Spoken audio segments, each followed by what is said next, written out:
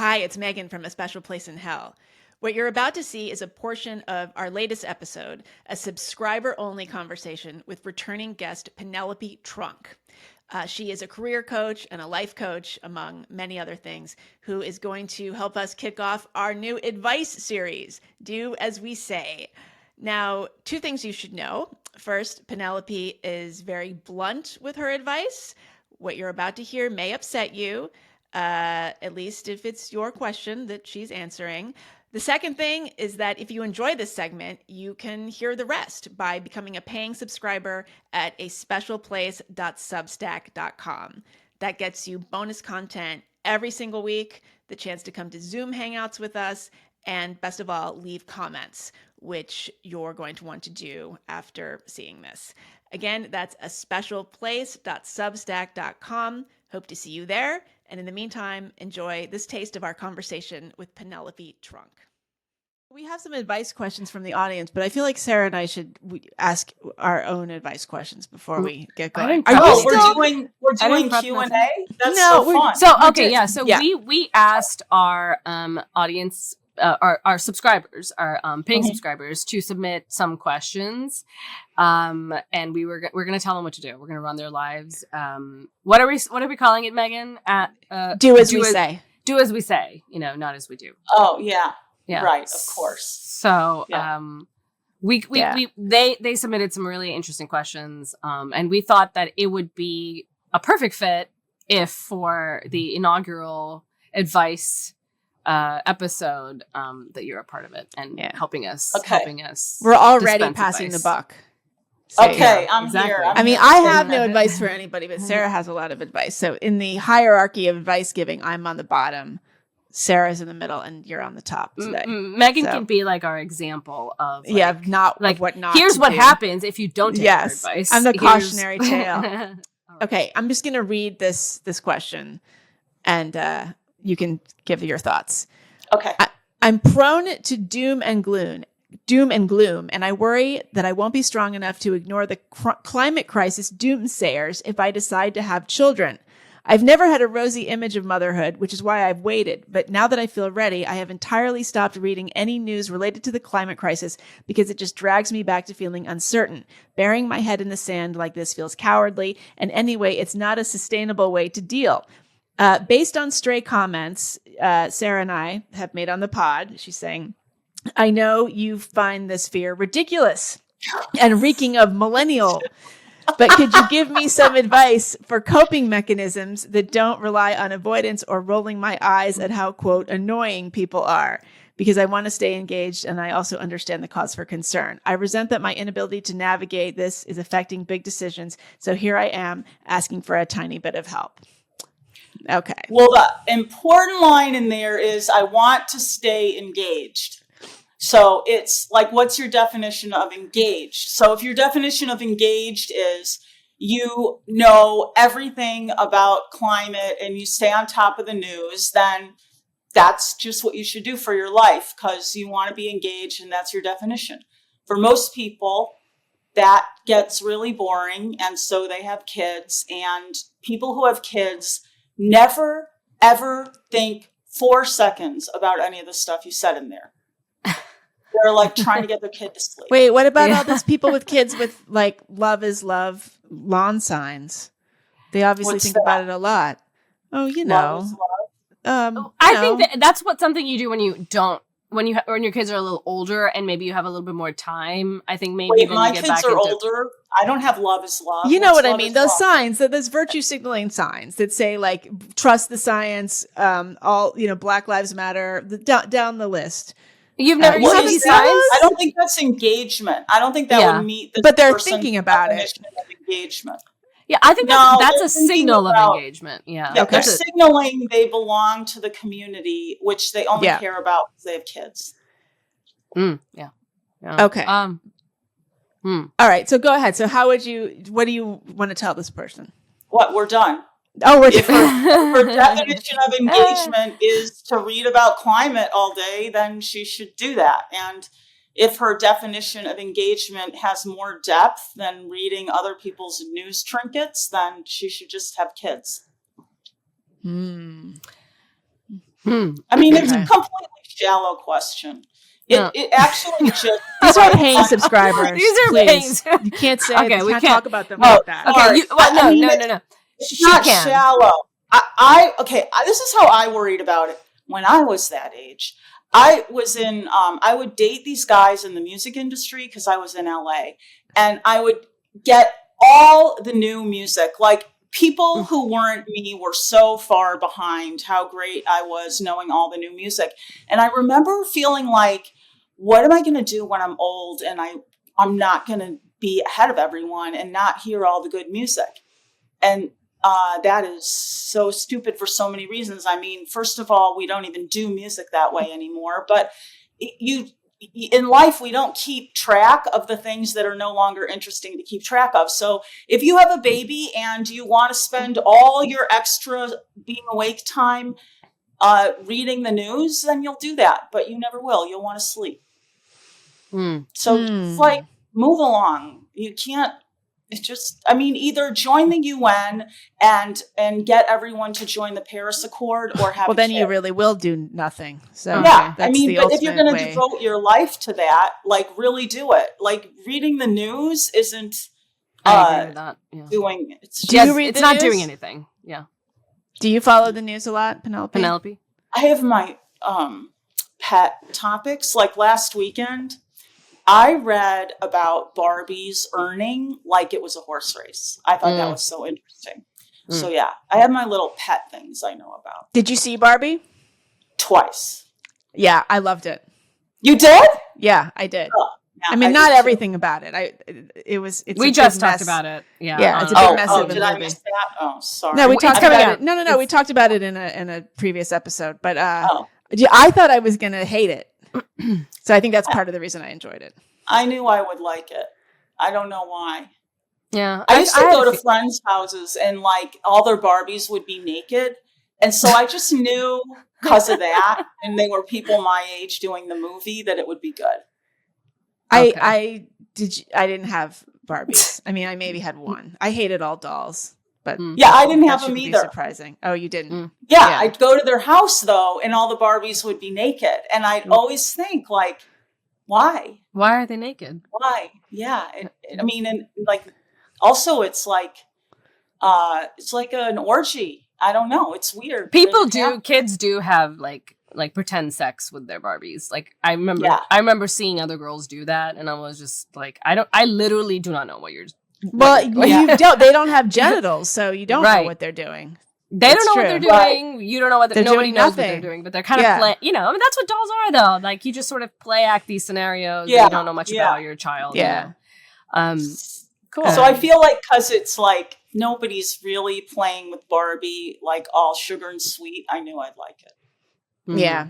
No, it is amazing the abuse that Barbies take. There's a lot of Barbie beheadings. And, one of my first jobs in the early internet was to move Mattel's customer service online. And so they gave us a list of the 100 most frequent things that they deal with. And they're all like, my dog ate Barbie's hand. Can you send me a new one? They're all like that. They were so funny. Wow. Did they actually send people replacements ever for that reason, for that kind of thing? Sometimes. I think they had discretion so that they could replace dolls, like, depending on the note. So, like, sometimes little kids would do it. And a common thing is little kids ruin their older siblings' Barbie and then call hysterical. So I like the little things like that. Though. Oh my gosh. Yeah, I think that was the fate that my one Barbie met. My little brother, like, found a pair of scissors, and he did cut her clothes off, and he also cut her hair off. He cut her hair off. He was just like chopped it, and she looked like like a mental patient like something like very scary. That's a character in the movie, Weird Barbie. Yeah, I know. That very scenario is represented. Well, okay, good. I should watch it. I really should watch it. Oh, you didn't see it, Sarah? No, I haven't seen it, so please don't spoil it. I just saw it. It sounds I'm very excited. The toddler won't understand anything, but it's like flash bang enough that they'll be quiet. Okay. Oh, you're going to take your kid? Yeah, I think that would be torture for me. But, no. Oh, Yeah, really? he would not. Yeah, my yeah. Oh, My he kid's just not won't. like that kind of kid. Yeah. But what did Oh. you think? Okay, we won't dwell on this, but just quickly, what did you think of all the talk about the patriarchy in Barbie? I was like, hold on, I've already written that. Why aren't I making money? That's what I thought. Yeah. Yeah. But whatever. I rewrote America Ferrero's speech from the point of view of a man. Her big speech about how hard it is to be a woman. Because I think a man could have said the same thing. Wait, isn't that the point of the movie, though? That's the whole point of the movie, that Ken could have said the same thing, too. I don't know about that particular speech, though. That's not the way it's been interpreted by most of the audience. It's like, this is a feminist, this speech is a, historic feminist monologue, and this is like a classic. No, it's being treated as like the definitive description of the perils of womanhood. Yeah, like that's just... that's why I'm like, why don't I make money from this? I know. Where's my... There was so much funny stuff that was generic. There was a lot of it went from like truly original, virtuosic kind of world building to like utter basic bitch speechifying. I liked the OJ scene, like where they recreated the OJ car chase. I loved that. Oh yeah, you guys are spoiling the whole thing for me. You got to stop. It was very It had okay. You can't I really already know spoil half the it. jokes. Okay. No, I know. I mean, Megan's trying. She's been there's only one spoiler in the Okay. whole thing, and we are not doing it. Okay. We are not saying. I don't even know what the spoiler is. Oh. Okay. Okay. All right. Okay. Let's read another. Wait, question. are we done with the? Did we give the her bottom advice? line is commit to the life that you want. Engagement is the most important word there. Commit to the life you want. Stop bitching about it. Just do it. I think it's interesting because she feels a duty to. It seems like she feels a duty to read the news and keep up to date with what's going on. And then there's there's something that she should be doing as a planet of a citizen of the planet. And I think that maybe listen more to what you actually want in life. Not because it's not worthwhile to be a stellar citizen of the planet, but also because, the world will change and the needs of the world will change, and you can't actually anticipate how that will change. And reorienting your whole life to what people, what experts think the world needs now is, I think, not a strategy that works out in most contexts. So maybe we can assume that it's not working out for this one either. But yeah, okay. She could do some composting, though. I say have the kids. And stop reading the news. I've always said stop reading the news. I have a really good Substack post on that. Just don't read it. Don't read it at all. And it's not an anti-intellectual thing. It's read books, not the news. Become an expert. And I think actually Penelope's point was interesting in that if you want to commit, if you want to be engaged, be directly engaged, be doing the work. Reading the news is actually not doing the work. It's not doing anything. It's just stressing you out and making you feel as if you're doing something important. And that's not worthwhile. That's just not a worthwhile activity. Next question. Megan, are you going to read them? Do you have it in front of you? Do you want to read it? Or otherwise I will. You can read it. Hi, I'm 36 and just had my first child. She's 5 months old and I'm still on maternity leave because my job is awesome this way. Nonetheless, I'm dreading going back to work. I already struggled to find any meaning at my job before having a kid, but now that I want to focus on her, it's going to be even harder to engage with a job that is both, there's engage again, but that is both stressful and boring. For context, I'm a statistical analyst working on clinical trials for a big pharma company. My company offers excellent pay and benefits, so I feel guilty even complaining. However, as I said, it's not intellectually stimulating like grad school was, but it requires a lot of mental energy and long hours. Additionally, I do most of the housework, like laundry and cooking, including the grocery shopping. My husband does contribute to the cleaning too. And I maintain the yard, manage everyone's doctor's appointments. My husband Okay, just stop. Well, we're not hearing anymore. Does she just want permission to quit her job? We grant her permission. She should just quit. Why is she going to her job? Okay, but well, there's a twist here, so Oh. it gets interesting. Okay, so my husband has a chronic illness with complicated insurance and scheduling issues. I do all the miscellaneous things many women take on for the household. This was hard to handle before having a baby. Now it seems impossible. I'd love to find a part-time job, but here we go. I already make 5 times my husband's salary. Wow. I feel like stepping down would require such a shift in lifestyle, and scarier, I worry about losing the financial health insurance security that comes from having excellent health insurance and a large HSA through my employer, given my husband's health issues. Should I quit my job, thinking back to what Sarah said about poor people having kids, or suck it up? Asking my husband to take on more isn't going to happen. I already tried that. On my worst days, I think about going I just it alone. can't hear anymore. Okay. It's like it's the same. It's so predictable. This is another paid subscriber. Okay. It's a paid subscriber. So that was a really good question. The question is really, I'm going to reframe the question for her. I earn 5 times what my husband earns, and I don't want to work. What should I do? Okay, that's the question. The answer is quit. Because if you keep working now, your husband's going to have to start doing the emergency kid things because you can't because you earn so much money. So you'll have to stay at work. And so after a year or 2, it won't be fair for you to ask your husband to switch. His earning power is already tanked by having to tell people he stayed home with a kid for 2 years.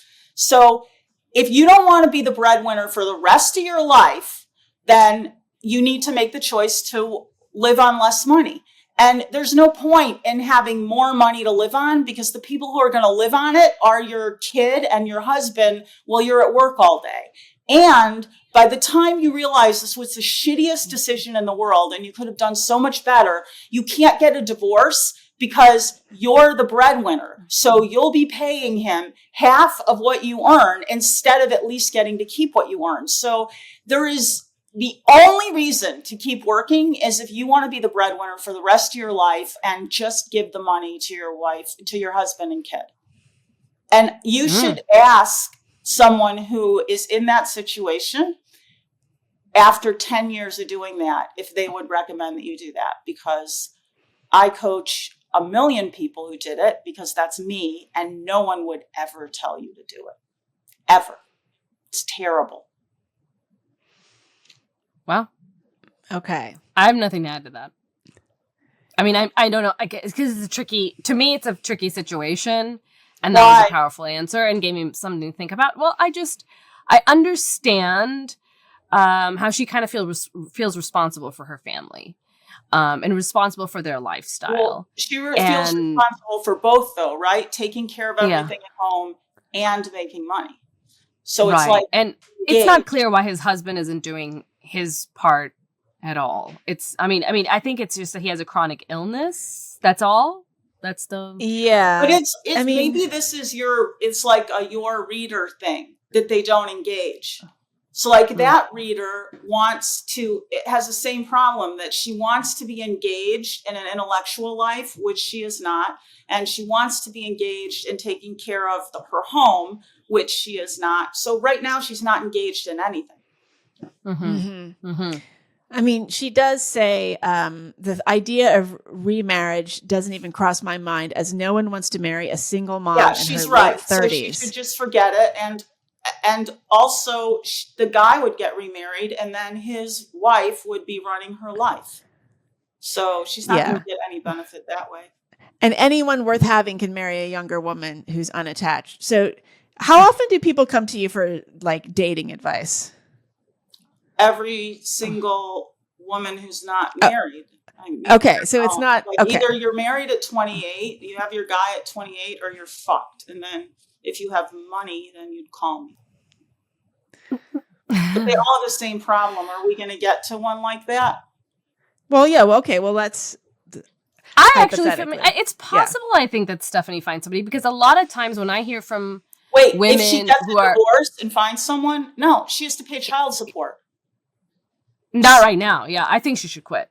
I think she should quit and then get a divorce. I mean, the problem also, another listener in the comments suggested well, there was a discussion about moving to a cheaper place, or relying on family for support. And she said, I can't move. No, we could move to a cheaper place, no, she but the just family's is not going to there. have a low standard of living.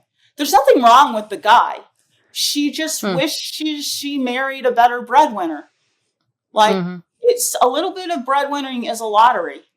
So whatever, she's not going to have a lot of nice things. It's over. That part of her life is over. We're done deciding that. It's like she's holding on to that she has a decision. It's just like environmental girl. Like, she is not an effective environmental activist. She's doing nothing important. That part of her life is over. She needs to move on. So both people just need to move on. They're holding on to the idea that they have a decision. So what are these women supposed to do about the fact that there aren't enough men who are breadwinners? The women are surpassing them. That was a little taste of our conversation with Penelope Trunk. If you enjoyed it, you can become a paying subscriber at our Substack. That's aspecialplace.substack.com. Joining gets you all kinds of perks, including bonus content every single week, the chance to hang out with us on Zoom, and best of all, to leave comments. So we would love to see you over there. Thanks.